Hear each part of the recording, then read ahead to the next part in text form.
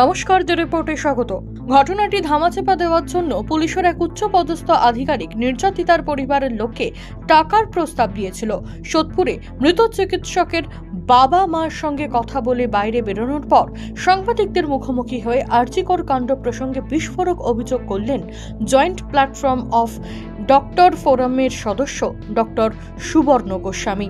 Joint platform of ডক্টরসের তরফ থেকে চিকিৎসকরা এসেছিলাম, সবার সাথে দেখা করলাম। বাড়ির যারা বিশেষ করে আমাদের যে ছাত্রী নিগৃহীতা এবং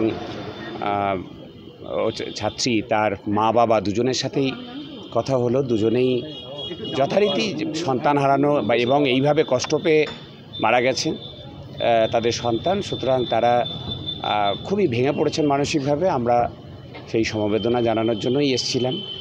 তবে আমরা যেটা শুনলাম ওনার মা বাবার কাছ থেকে, যে একটা প্রচার করার চেষ্টা চলছে বিভিন্ন মহল থেকে, যে আগে নাকি খুন করে তারপর নিগ্রহ করা হয়েছে। ঘটনা তা নয়, এটা পরিষ্কার।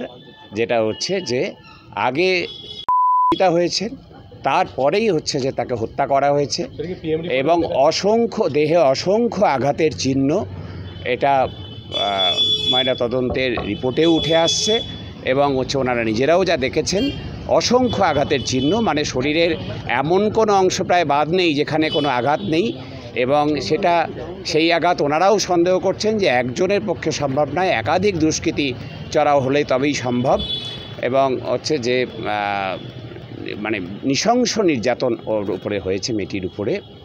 এইটা হচ্ছে যে আমাদের খুব বিচলিত করেছে এবং আমরা ওনাদের বলেছি যে বিচার না পাওয়া অবধি, শেষ অবধি আমরা শেষ দেখেই ছাড়ব।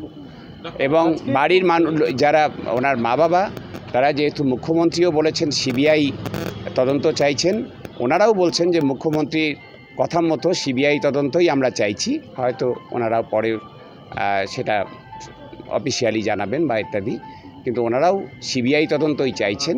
ওনারা বর্তমান যে চলতি তদন্ত তার উপর খুব একটা যে ভরসা করতে পারছেন বলে আমাদের মনে হলো না। আজকে পুলিশের ময়নাতদন্তের রিপোর্ট দেওয়া হয়েছে, সেটা তো আপনারা দেখেছেন, তাতে কি উল্লেখ রয়েছে? ওই যে বললাম যে হচ্ছে যে আগেটা হয়েছেন এবং হচ্ছে তারপরে তাকে শ্বাসরোধ করে খুন করা হয়েছে এবং হচ্ছে যে দেহে অসংখ্য আঘাতের চিহ্ন। কিন্তু আমরা অদ্ভুতভাবে সেখানে যা দেখলাম যে ফ্র্যাকচার যেগুলো আমরা এতদিন শুনছিলাম বা ইত্যাদি, সেরকম উল্লেখ আমরা পাইনি। তবে সোয়াব নেওয়া হয়েছে সেখানে, সেটা একজনের না একাধিক জনের, সেটা ল্যাবরেটরিতে টেস্ট না হলে বলা মুশকিল। সেই ভিসেরাল রিপোর্ট যখন আসবে তখনই জানা যাবে। হ্যাঁ, বাড়ির লোক সেটাই আশঙ্কা করছেন এবং সেটাই ওনারা মনে করছেন। সেটা বাড়ির লোক, আমাদের কি মনে হচ্ছে সেটা পরের কথা, আজকে সেটা এখানে বলবো না আমরা। যেটা বাড়ির লোক, নিগৃহীতা এবং মৃতা ছাত্রী, তার বাবা মা এবং তার আত্মীয় পরিজন যারা, তারা মনে করছেন যে না, একা সম্ভব নয়, আরও কিছুজন জড়িত থাকা। তারা অনেকগুলো কথা বলছেন। তাদের গাড়িটাকে আগের দিন ভাঙচুর করা, মানে যে মেয়েটি যে গাড়িটা ব্যবহার করতো সেই গাড়িটাকে চেপে দিয়ে সেটাকে নষ্ট করা হয়েছে।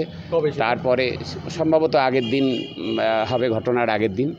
এবং ফলে হচ্ছে যে এরকম একটা চেষ্টা এবং হচ্ছে যে ওনারা আরও যেটা ক্ষিপ্ত, যে হচ্ছে যে হাসপাতাল কর্তৃপক্ষ প্রথমে ওনাদের ফোন করে জানান যে হচ্ছে যে হত্যা করেছে মেয়েটি, সেটা ওনারা কিছুতেই মেনে নিতে পারছেন না। যে হাসপাতাল কর্তৃপক্ষের ধামাচাপা দেওয়ার কিছু আছে নিশ্চয়ই, না হলে তারা আত্মহত্যা বলে চালানোর চেষ্টা কেন করেছিল।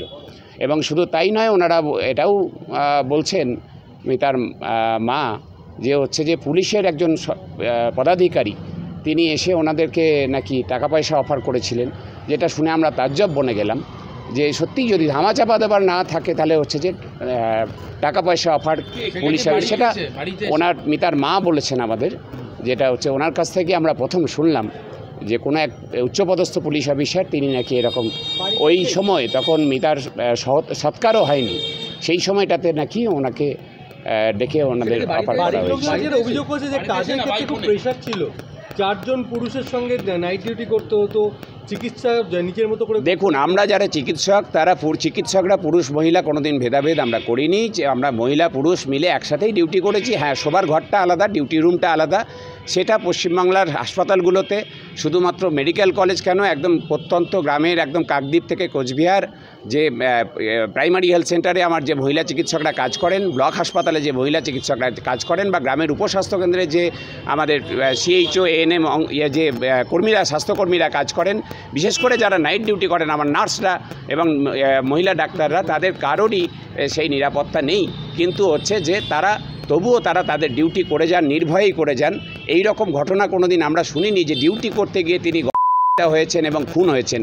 এটা ভারতবর্ষের ইতিহাসে আমরা কোনোদিন শুনিনি। সুতরাং এই আনপ্রেসিডেন্টেড ঘটনা যেটা নৃশংসতা হয়েছে, তার বিচার সেটাও আনপ্রেসিডেন্ট হবে, এটা আমরা আশা করছি, আমরা দাবি করছি। এবং বর্তমান যে কলেজ প্রশাসনের যে হেড আরজিকর মেডিকেল কলেজের মাথায় যিনি বসে আছেন, তিনি যে ধামাচাপা দিতে প্রথম থেকেই সচেষ্ট, এটা পরিষ্কার। সুতরাং তাকে অপসারণ না করেও কোনো হচ্ছে যে স্বচ্ছ তদন্ত হবে বলে আমরা বিশ্বাস করি না। তাকে ইমিডিয়েটলি হচ্ছে যে সরানো উচিত। যে পুলিশ অফিসার যে বা যারা প্রথমে বলতে চেয়েছিলেন তাদেরকেও সরানো উচিত, এবং আরও যারা উঁচু উঁচু জায়গায় বিভিন্ন দায়িত্ব নিয়ে আছে তাদেরও নৈতিক দায়িত্ব নিয়ে পদত্যাগ করা উচিত, এটা আমরা মনে করছি। এবং হচ্ছে যে সমস্ত মহিলা চিকিৎসক যারা আছেন আমাদের রাজ্যের, আমাদের একদম বললাম সুন্দরবন থেকে শুরু করে সেই পাহাড়ে অবধি সমস্ত মেডিকেল হচ্ছে যে লেডি মেডিকেল অফিসার যারা, তাদের সুরক্ষিত ডিউটি রুম এটা নিশ্চিত সরকারকে করতেই হবে। এই সব দাবিগুলি না মেটা অবধি হচ্ছে যে আমরা আন্দোলন চালিয়ে যাব। রাজা দে, দ্য রিপোর্ট, সোদপুর। সমস্ত খবরের আপডেট পেতে লাইক করে সাবস্ক্রাইব করুন দ্য রিপোর্ট চ্যানেলটি। সেই সঙ্গে বেল বাটন প্রেস করতে ভুলবেন না। আপনাদের একটা সাবস্ক্রিপশন আমাদের জন্য অত্যন্ত মূল্যবান। জয় হিন্দ।